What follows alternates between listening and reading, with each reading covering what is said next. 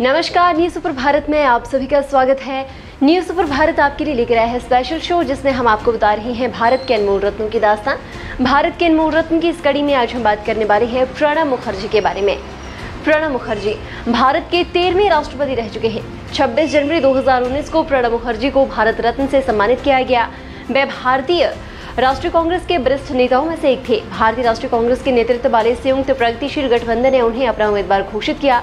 सीधे मुकाबले में उन्होंने अपने प्रतिपक्षी प्रत्याशी पीए संगमा को हराया। उन्होंने 25 जुलाई 2012 को भारत के 13वें राष्ट्रपति के रूप में पद और गोपनीयता की शपथ ली। प्रणब मुखर्जी ने किताब द कोलिएशन ईयर्स 1996 से 2012 लिखा है।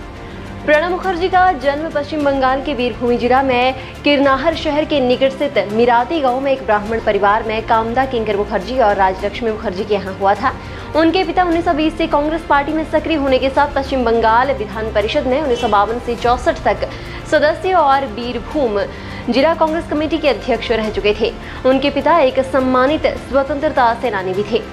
प्रणब मुखर्जी के राजनीतिक जीवन की शुरुआत वर्ष 1969 में उनकी हुई और जब वह पहली बार राज्यसभा से चुनकर संसद में आए थे, तत्कालीन प्रधानमंत्री इंदिरा गांधी ने उनकी योग्यता से प्रभावित होकर मात्र 35 वर्ष की अवस्था में 1969 में कांग्रेस पार्टी की ओर से राज्यसभा का सदस्य बना दिया।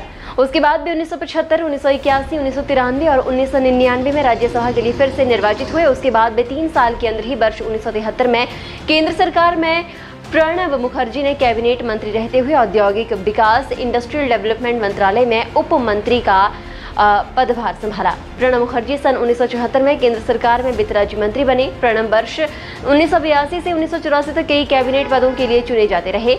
इसके बाद वर्ष 1984 में वे पहली बार भारत के वित्त मंत्री बने। जी हाँ, प्रणब मुखर्जी पहली बार वे लोकसभा के लिए पश्चिम बंगाल के जंगीपुर निर्वाचन क्षेत्र से 13 मई 2004 को चुने गए थे और इसी क्षेत्र से दोबारा 2009 में भी लोकसभा के लिए चुने गए थे। इतने सालों तक राज्यसभा के सदस्य के तौर पर राजनीति करने के बाद प्रणब मुखर्जी पहली बार लोकसभा के उम्मीदवार के तौर पर खड़े हुए और पश्चिम बंगाल में कांग्रेस प्रत्याशी की ओर से सबसे अधिक 1,28,252 मतों से जीतने वाले सदस्य बने।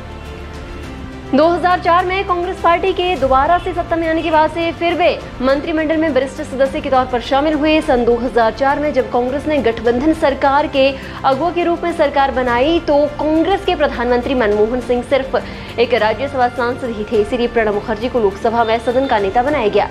मुखर्जी की अमोघ निष्ठा और योग्यता ने उन्हें सोनिया गांधी और मनमोहन सिंह के करीब लाया। इस वजह से जब 2004 में पार्टी सत्ता में आई तो उन्हें भारत के रक्षा मंत्री के प्रतिष्ठित पद पर पहुंचने में मदद मिली। 24 अक्टूबर 2006 को उन्हें भारत का विदेश मंत्री नियुक्त किया गया। रक्षा मंत्रालय में उनकी जगह ए.के. एंटनी ने ली, जो कांग्रेस के एक वरिष्ठ नेता और दक्षिणी राज्य केरल के भूतपूर्व मुख्यमंत्री रह चुके थे। वे यूपीए की सरकार में 24 जनवरी 2009 से वित्त मंत्रालय का पदभार संभाल रहे थे। 25 जुलाई 2012 से भारत के 13वें राष्ट्रपति के रूप में राष्ट्रपति का पद उन्होंने संभाला और 25 जुलाई 2017 को इस पद से सेवानिवृत्त हुए।